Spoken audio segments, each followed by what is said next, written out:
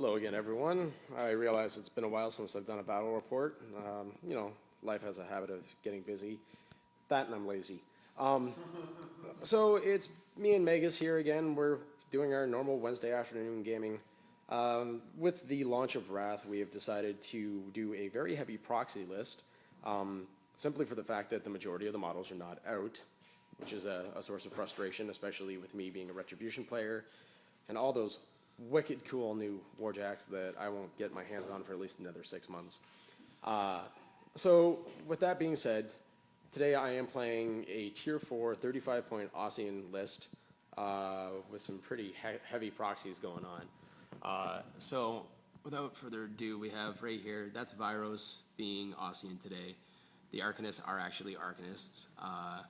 Yeah. The Witch Hunter there is actually Silas Wishnailer. Discordia is playing the part of Hypnos. That Warjack, can't remember his name right now, Hydra, is going to be a Daemon. Notice the absence of a shoulder-mounted cannon. We have some Halberdiers here, and then that is the 2 min-size units of Riflemen with the UAs due to the tier bonus, so that'll be these 2 guys, and then these Mage Hunters will be, again, playing that part. And on Megas' side of the board, I'm going to actually let him explain what everything is, because there's so many proxies, I don't even know what they are. So, here you are. Alright.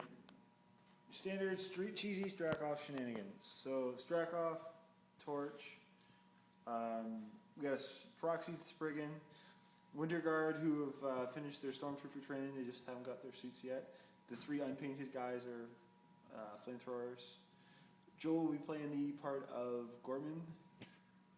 The Rifle Corps have been upgraded to marksman status, or Widowmaker status, being led by the marksman. And then we have the Dracoon in the back, just chilling, actually being who he's supposed to be. Alright, so we are just playing a normal 35-point caster kill today.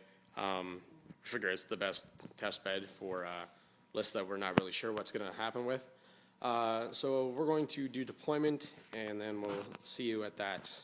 Sounds good. Okay, so we've done deployment here real quick. So over on this side of the board for me, we've got 1 unit of the Riflemen and the Halberdiers in front of them. We have Hypnos and the Daemon have gained advanced moves, so they're way up in front. The 2 Arcanists are there, along with Ossyan and Silas. And then way over on this side of the board, we have the other unit of Riflemen. And over on Megas' side, it's basically a straight line of guys with Gorman in the back, and then Strakhov sitting back there as well. And then all the Widowmakers have advanced deployed over behind those buildings. So that's it, and we'll see you at the bottom of turn 1. Alright, so bottom of turn 1 here, and believe it or not, things have actually already started to happen.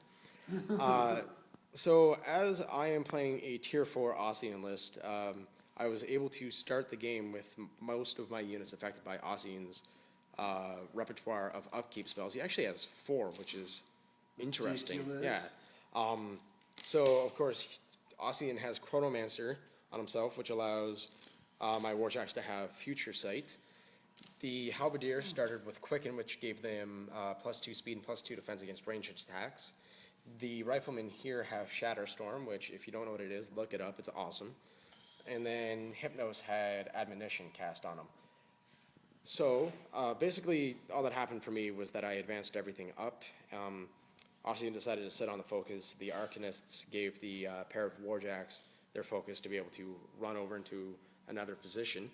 And then on Megas' side of the board here, Strakhov cast a number of spells, including Superiority on Torch here, Occultation on the Man-O-War Dracoon. He advanced up, and then the Gorman the Wolf here, who's Joe, but he's Gorman, advanced up, threw a smoke grenade. Torch advanced up. The Assault Commandos moved up in Shield Wall. Spriggan moved up here, and then the Widowmakers, they're vicious, especially with the Man-O-War, or sorry, the Widowmaker Marksman, granting them Swift Hunter. The Halberdiers here are defense 13 base, but then with Quicken they were +2 defense against ranged attacks, making them 15. and the Widowmakers popped all 3 of the important guys, breaking my shield wall. And then with Swift Hunter, we're able to duck in behind cover to avoid reprisal. And then the marksman whiffed. I guess he's really just more of a foreman. So yeah, that's basically all that happened. I lost 3 guys. We'll see at the bottom of 2, see how it goes. Okay, so it's the bottom of turn 2, and some shit has happened. Oh, I'm sorry, I swore. Fuck it. So anyway, my halberdiers are no more. What had happened is they advanced up and tried to reform into the shield wall. But then on Megas' side, the assault commandos there kind of took care of that. My riflemen advanced up and took care of the Widowmakers over there using the Shatterstorm. Shoot 1 and 3 of them go down. I think that's a good deal. The Jacks here just kind of advanced. They're sort of milling around. The Daemon did attempt to fire the Vortex cannon, but was out of range. And these guys just kind of moseyed on up. One's deciding to take a nap. That's fine. Getting into a better firing position. Just to get into a better firing position. And then on Megas' side, everything is kind of advanced up, and there is a lot of cinder bombs and smoke effects being tossed down to cover his advance. Anywhere you see a little red tab over there is a 3-inch cloud effect. That's a problem for me. And then the Spriggan has Sentry on it, and that's pretty much it. Oh yeah, and the Dracoon's over there. I'm worried about that. So yeah, we'll see you at the bottom of turn 3. Okay, so it's the bottom of turn 3, and quite a lot of models have been removed. So on my side of things, we just advanced up with Hypnos to try and charge the Dracoon, and I missed, and then kind of forgot about countercharge, so Hypnos is hurting a little bit, but that's okay. Then the riflemen, or sorry, first of all, the Daemon fired on the assault commandos that were there, pulled a whole bunch of them in, and proceeded to kill 4 of them, I think, with the resulting AoE. And then the riflemen fired in with their Shatterstorm, and I killed another 2, I believe. The remainder then charged in and killed 2 of my riflemen. The Spriggan trampled through, missing his trample target, but then attacked using an extra focus, attacked the other rifleman there. The Widowmaker marksman popped the officer that was sitting here, so I no longer have the ability to use whites of their eyes. The Hydra, no, that's not a Hydra.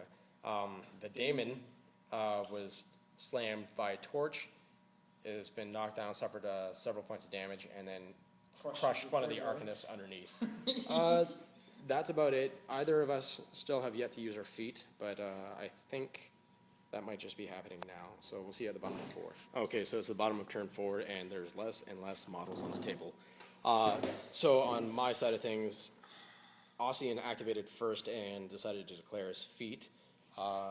So in case you don't know, that means that while in my control area, or Ossyan's control area for that matter, enemy ranged attacks lose a die for their attack rolls, and my guys gain an additional damage die on ranged attacks. So to put that to effect, Ossyan fired on the Spriggan with his Chronophage cannon, hit, which means that he can't run or charge this turn. Did a couple points of damage. He boosted damage, so he actually rolled 4 dice with a POW 13, which is kind of nice. The rifleman here, due to the fact that they weren't engaged by the Spriggan, then fired on the remaining assault commandos and wiped them clean. Yeah, that guy's set on fire because of the blast from the flamethrower. These riflemen over here unloaded into Torch with a combined range attack and did something like 10 points of damage. Combined range attack of basically made it POW 17 and then 3 dice. That's a beautiful thing. Then over here, the Hypnos attacked and killed the Dracoon's horse as he was granted concentrated power from the Arcanist. The Daemon then got up and punched Torch a couple times and did some damage there. That's all that happened on my side. And then Strakhov was actually just a little bit overextended and was not able to provide Torch with any focus, which means that the Ripsaw only did wonderfully 1 point of damage, That's the a Damon. minimum point of damage. Which is just fine with me. The Widowmaker was going to fire on Ossyan, but then realizing he was at one die due to the feat, was unable to do so. Gorman, I think, just threw down a smoke grenade for everybody to hide in. The other Widowmaker is just tagging along, and Strakhov is hanging out, waiting to hit me with his feet. So we'll see at the bottom of 5. Okay, so the game is heading into the tail end here. We're just trying to, find who's actually going to be the winner here. We're down to very few models on either side. On my side of things, Ossyan attacked the Spriggan with a chronophage cannon again. Failed to do any damage, but that's okay. Still slowed him down.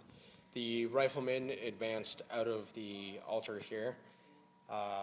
Hypnos here failed to do much damage, or brought the Dracoon down to 1 hit point, I think. 2, so that's a little annoying. And then the Daemon here did a couple points of damage to Torch. On Megas' side, the Widowmaker Marksman here pinged off the Arcanist. Torch did a couple points of damage to Daemon. Same with the Dracoon to Hypnos.